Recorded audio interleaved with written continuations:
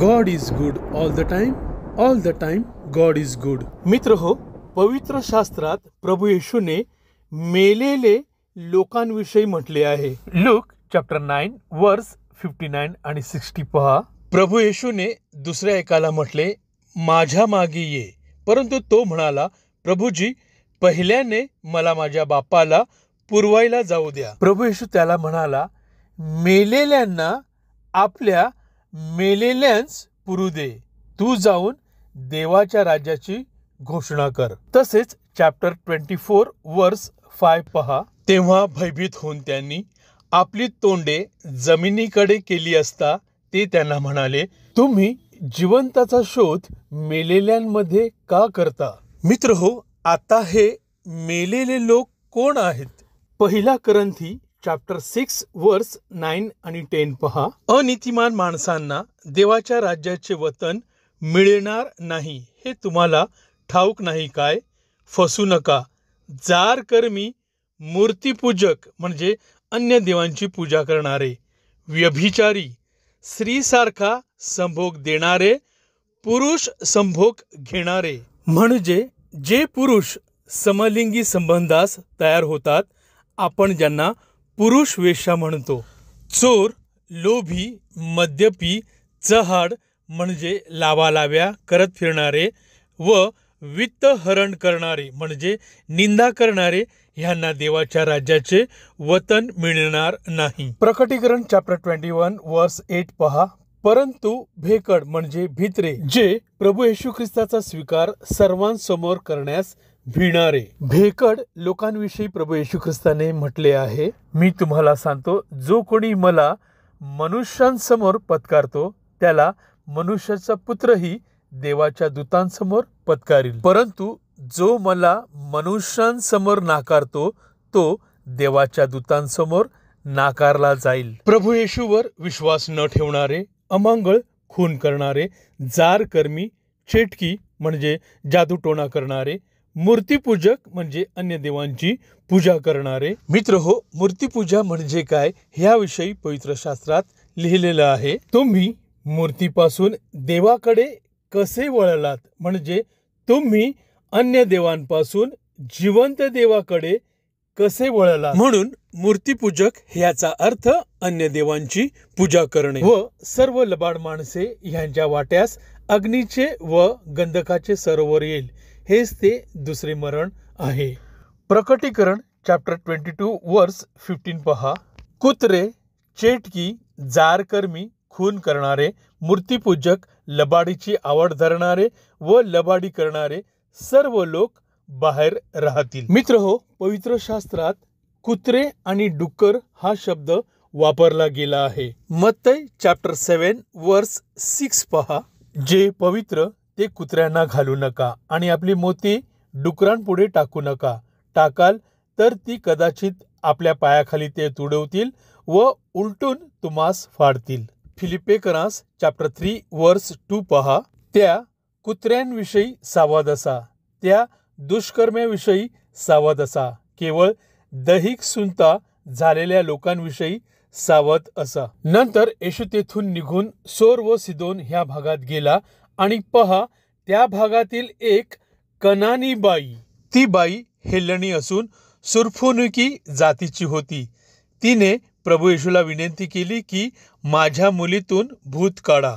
मग प्रभू येशू तिला म्हणाला, मुलांना प्रथम तृप्त होऊ दे, कारण मुलांची भाकरी या शब्दाचा अर्थ होतो वचन, म्हणजे वचन घेऊन घरच्या कुत्र्यांना टाकणे ठीक नाही. पवित्र शास्त्रात कुत्रे किंवा डुक्कर कोणास म्हटले आहे? दुसरा पेत्र चॅप्टर 2 वर्स 21-22 पहा.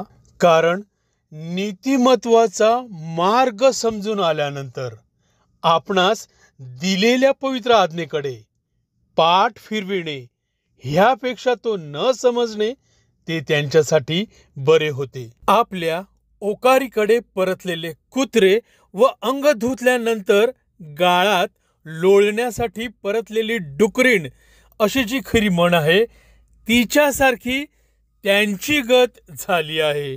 मित्र हो, प्रभू येशू कोण आहे हे माहिती असून सुद्धा जे पवित्र आज्ञेकडे पाठ फिरवितात, म्हणजे लक्ष देत नाहीत किंवा त्याच्या पवित्र आज्ञा पाळण्याचा प्रयत्न देखील करत नाहीत, अशा लोकांना कुत्रे किंवा डुकरीण असे म्हटले आहे. नीतिसूत्रे चॅप्टर 26 वर्स 11 पहा.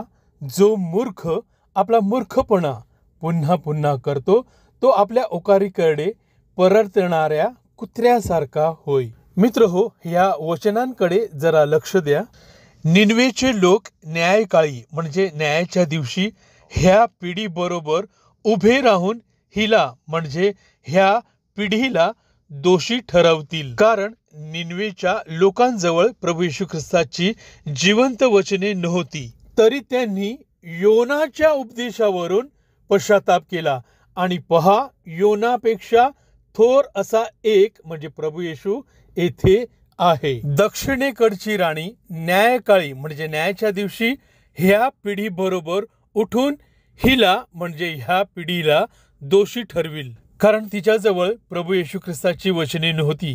ती शल्मोनाचे ज्ञान ऐकण्यास पृथ्वीच्या सीमेपासून आली आणि पहा, शल्मोनापेक्षा थोर असा एक म्हणजे प्रभू येशू येथे आहे. मित्र हो, निनवेच्या लोकांनी योनाच्या उपदेशावरून पश्चाताप केला आणि आपल्या जवळ तर प्रभू येशू ख्रिस्ताची जिवंत वचने आहेत, तरी मनुष्य पश्चाताप करण्यास तयार नाही. योहन चॅप्टर 15 वर्स 22 पहा.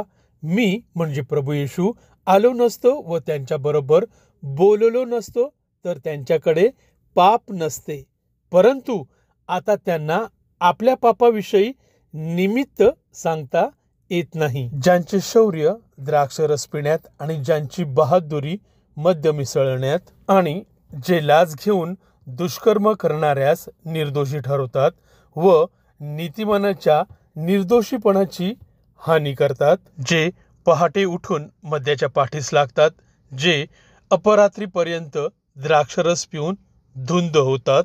वीणा, सारंगी, डफ, पासरी व द्राक्षरस हीच त्यांची मेजवानी, पण ते परमेश्वराच्या कृतीकडे लक्ष देत नाहीत. ते देवाच्या हातचे कार्य पाहत नाहीत. कारण मी भुकेला होतो तेव्हा मला खायला दिले नाही, ताणला होतो तेव्हा मला प्यायला पाणी दिले नाही, परका होतो तेव्हा मला घरात घेतले नाही, उघडा होतो तेव्हा मला वस्त्र दिले नाही, आजारी व बंदीशाळेत होतो तेव्हा माझ्या भेटीला आला नाही. देहाची कर्मे तर उघड आहेत, तीही जार कर्म, अशुद्धपणा, कामतुरपणा, मूर्तिपूजा, चेटके, वैर, कलह, मत्सर, राग, तट, फुटी, पक्षभेद, हेवा, खून, दारूबाजी, रंगेलपणा आणि अशा इतर गोष्टी, ह्याविषयी मी तुम्हाला पूर्वी जे सांगून ठेवले होते तेच आता सांगून ठेवतो की अशी कर्मे करणाऱ्यांना देवाच्या राज्याचे वतन मिळणार नाही. पवित्र शास्त्रात अशा सर्वांना प्रभू येशूने मेलेले लोक म्हटले आहे. उपदेशक चॅप्टर 12 वर्स 13 पहा. आता सर्व काही तुम्ही ऐकले, सर्वांचे सार म्हणजे या सर्व गोष्टींचा शेवट हे की देवाचे भय धर व त्याच्या आज्ञा पाळ.